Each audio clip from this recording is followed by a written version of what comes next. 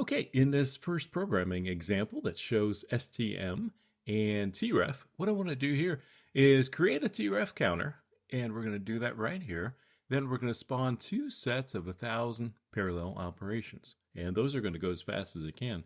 Here's one of them right here. Here's the other one right here. The first set here is going to increment the counter by 1. And again, this is going to create 1,000 fibers when I fork it right here. So it's going to attempt to get the value and increment it by 1, again, 1,000 times as fast as possible. While simultaneously, this other one down here is going to do the same thing, but it's going to try to decrement it by 1. So both of these groups here and here are being forked off into many fibers, and they're intentionally competing with each other as fast as possible. And as I noted in the last line here, without proper synchronization, this could lead to race conditions.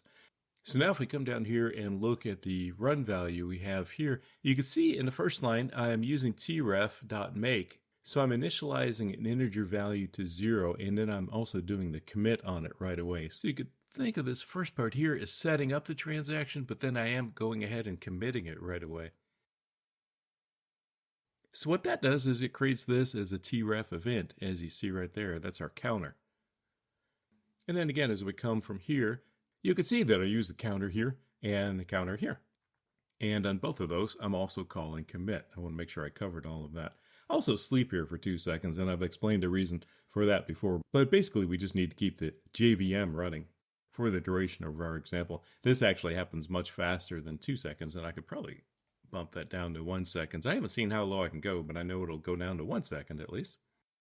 And then even though I don't do a join on these fibers over here, what I do next is call get on the counter and commit that. And then in the very last line, I print that final value, which I get from right there. So let's go ahead and run this code and see how it works.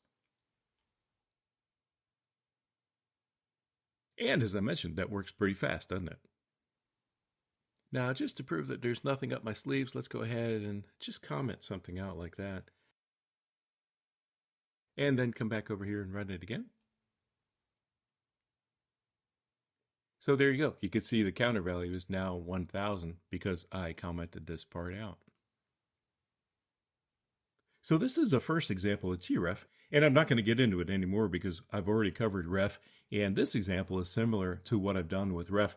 The big difference here really is just that you need to call commit after you perform each of these operations.